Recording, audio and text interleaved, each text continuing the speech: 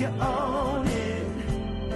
Let every mile bring a smile, yeah. Welcome back to the Road to Life podcast with McKay and Bennett. This week we are talking about what, McKay? We're talking about resilience. Resilience, and I think it's really a story about someone. So we have a business and we have a VA who helps us with certain things, and we meet regularly and we have these conversations, and I've always led the meetings off with whatever's going on in his life. And so he tells me about what's going on and some of the things that he's up to. And this past year, he's really been focused on bettering his life. And he lives in Pakistan. And he's really been focused on leaving Pakistan and going to a country that offers him more opportunities to live the dream that he sees for himself. And so he wants to come to Canada. He wants to go to Canada. You know, he's done some research, and Canada's where he's ultimately decided that he wants to go. Have you told him how cold it is here right now? I've told him at times it can be cold. Okay. Yes. Yeah. And he's willing to fight through that. That resilience is that he's got a resilient spirit, and that's kind of why we're talking about it today. He has come up against so many obstacles in his pursuit of leaving Pakistan and going to Canada. I can't even imagine it. I'm privileged, and I was born in a country that allows me to have those certain freedoms that he does not have. But he wants them, and he's not willing to not have them in his life. He's willing to work to figure out how he's going to get those. So he's got this big, hairy, audacious goal of moving halfway across the world. He's a young man, right? He's in his early 20s? He's in his early 20s, 24, I think. So he's got this big, scary goal of moving halfway across the world to a country he's never been to with people he doesn't know. But he knows that there's more for him in life, and he wants it. He sees a vision for himself here, yes, and he's going to do everything he can. Yeah, so first thing is he has that dream.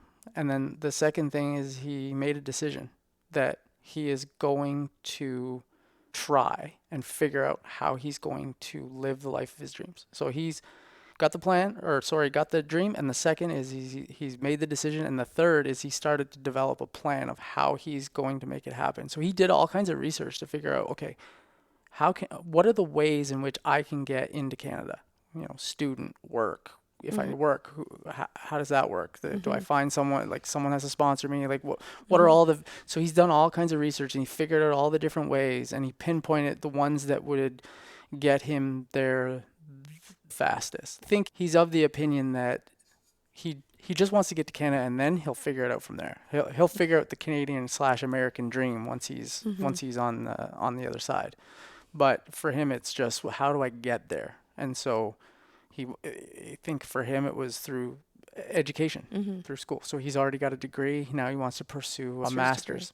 In Canada. In Canada. So he's figuring out which universities offer the subjects that he wants to take, and he's, but also the geography he wants to be in, because he doesn't want to be in everywhere. Canada's a pretty big country. Yeah, and he'll accept anything. Like I think he just wants to get to Canada, but if he can get to certain places, I think that would be his preference. So he's trying to figure it all. He's just doing all kinds of research, and he's playing with all kinds of different variables and figuring it out. And it's really cool to watch and listen to him talk about his mindset and what he's going through. And he had no money to figure out how, you have to, when you go through this process of getting an education in Canada, you have to show the government that you have enough money, finances, to be able to afford to live here. Yeah, survive the year or two or whatever it is that you're going to be in the country. So you have to be able to show those funds. And so Canada has amount of money that they say you have to have this amount to apply to. Yeah, and I don't know what it is, but let's just for argument's sake, it's $10,000, because I know it is in that general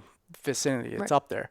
But let's say it's $10,000. Well, Taimur didn't have $10,000, but he was so committed to figuring this out that he went and got very resourceful. He got very resourceful, and he talked to people and figured out how he was going to come up, and he came up with $10,000. He figured it out through, finding someone who was going to loan him money, selling stuff that he owned. He cobbled together the amount that he needed to show the government that he was going to. And so then there's a bunch of other steps. But how exciting was that? Oh, we celebrated. He was so pumped. I remember the day he told me. He was so pumped. I can still remember that day. Like you could almost hear his smile Yeah. through the phone. Yeah, He he was was super so pumped because it was a huge milestone for Mm-hmm. him.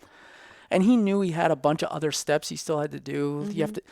You have to get accepted by a university, and then you have to get approved by the government, and then you have to. And that's figure a out straightforward process. Yeah, probably. right. And he's talking about his friends are still waiting 9-10 months for that approval, and it's not easy. Mm-hmm. But this was the first domino, the first major domino, and he was so pumped.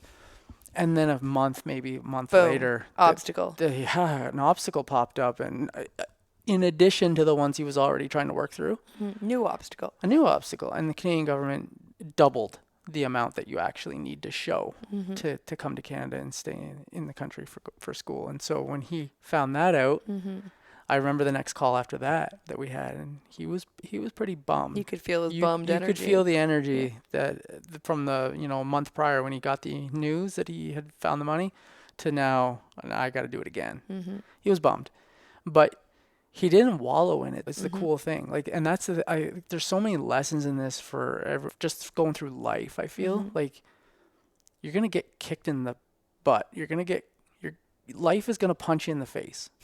And I think, in those moments, it's okay to Feel it. Yeah. Okay. That hurt. And to take a second and wipe the blood from your nose or your lip or whatever. But then you got to keep going. You can't just give up. You can't just cower in the corner and give up. Never want to get hit again. Yeah, you have to get up and get back and keep fighting. And so Tumwart, he did that. He felt it. He felt it. He was bummed for a little bit, but he Didn't give up. He's still committed, and he hasn't quite figured out the rest of that yet.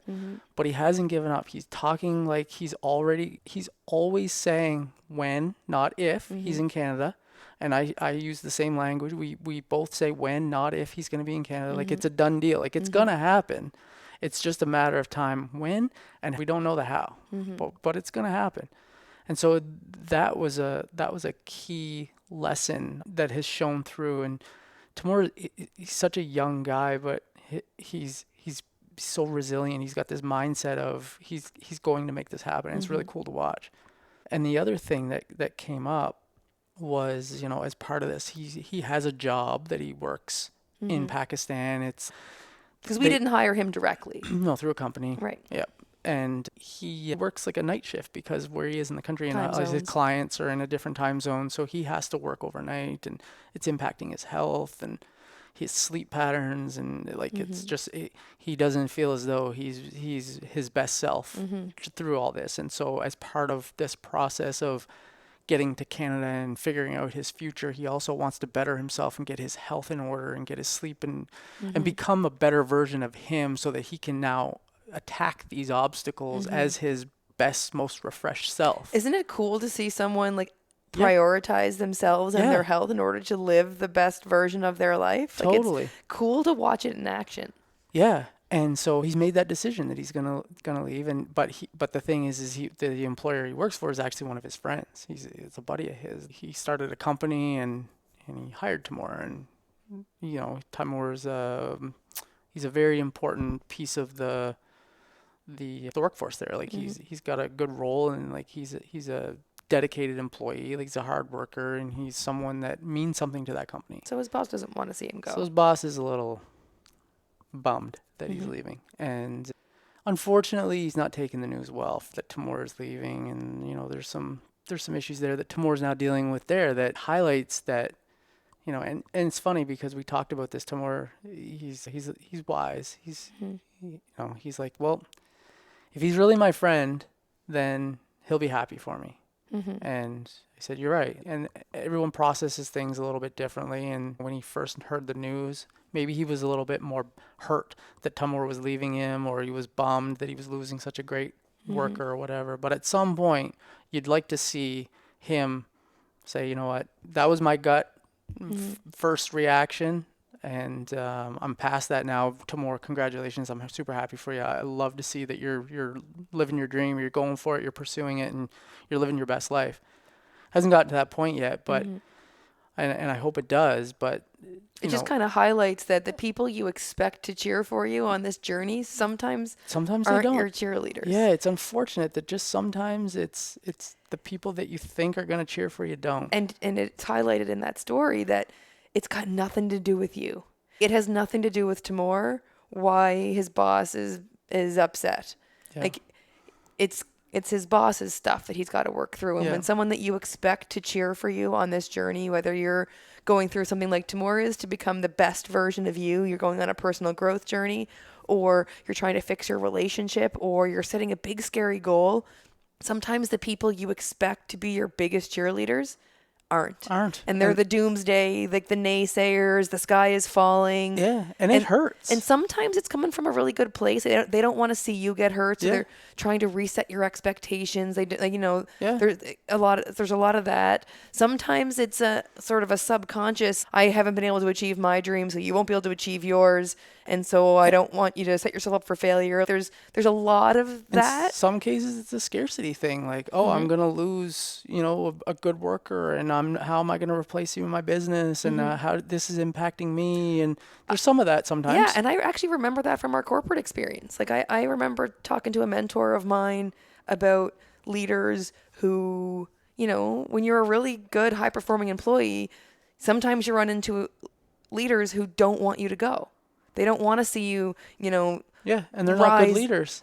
Exactly. They don't want to see you rise up to the next position, because then they're going to lose you on that team, where a really good leader, to their team's detriment, wants to see you take off and go places. A good mentor, a good leader, a good friend, those are the people you want in your corner, the people that are going to bring you along and mentor you, but also know that and plan for and help you move on. Like, open the cage door for you here and let you go. I want to bring you along so that you now fly and go and soar and do the thing that you want to do more than anything. And And so it's kind of a bummer when the people that you expect to cheer for you aren't in the front row clapping when you're trying to do something. But there are people out there that will.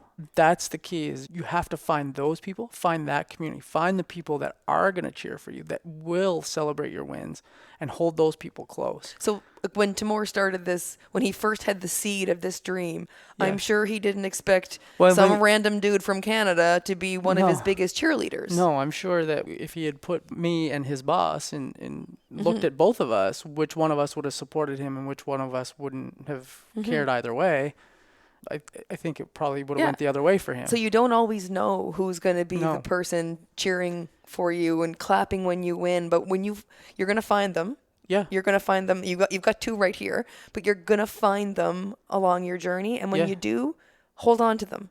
Yeah. Because not everyone claps when you win, and you want to keep people around you who clap when you win, who, when you share your goals and dreams with them, big, audacious, hairy ass goals, that they give you a freaking high five and tell you, let me know how I can help. Not like, are you sure? I don't think that's a good idea. Hell yeah, you're doing that. That's awesome. Go for it. How can I help you? Keep those people around you, because like you said, not everyone gets the privilege of hearing your goals. No, not everyone's earned that privilege. That's right. Not everyone has earned the right to hear about your dreams. Because let's think about that. Your dreams are they're such a valuable, like, vulnerable. When you share that with someone, that is a huge privilege that you're bestowing on that person. And if they shit on it, then you know not to share it with them again. That's a huge red flag, right? That's like, okay, I see. So I'm not going to share that with you. You haven't earned the right to hear about my dreams, because that's a really valuable, vulnerable thing that I just shared with you, and you kind of just shit on it. And so I'm weary of that next time. So you're over here, and I'm going to share that with other people who are willing to cheer me on, and elevate me, and get me going in the right direction. Yes. So when you find those people, hang on to them. Yeah. So I think those were a couple big lessons. Timur is still on this journey, and I'm super stoked for him, because it's early 2024, and we're committed to figuring out how we're going to get him here. I'm looking forward to the day when I can, like, shake his hand in person and take him out for lunch. Yeah, and give him a hug, and so that'll be a cool day. And I know that's coming, but he's still got some. I'm helping him, but he's still got some obstacles he's got to work through to figure out, and it's his journey. He's got most of the heavy lifting to do. It's He's exciting. got someone standing beside him cheering for him. I'm definitely cheering for him. I'm rooting for him hard, and I know that he's going to do it. It's just exciting to watch. So, yeah, find those people who are in your corner, and know that when you get kicked in the stomach or in the face, punched in the face, that's really the universe just testing you how bad you want your dream. So push through that, get up, wipe the blood off, keep moving forward, and hang close to those people that are cheering you on. So those are the two, I would say, big lessons. I'm sure there's going to be plenty more that come up over the next little while for Timur. I actually can't wait for Timur to get here. Maybe we can have him on the podcast. Yeah, we'll for sure have him on, and he can explain and describe his journey, because it's an interesting one for sure. So, yeah, so that's it for this one. As always, if you got any value, anything you can do to like, share, Post a review. Yeah, anything to help Wherever with the you're listening to it. algorithm, that's always appreciated. So anyways, thanks everyone, and we will Talk to you next week. talk to you next time. Road of life, yes, you own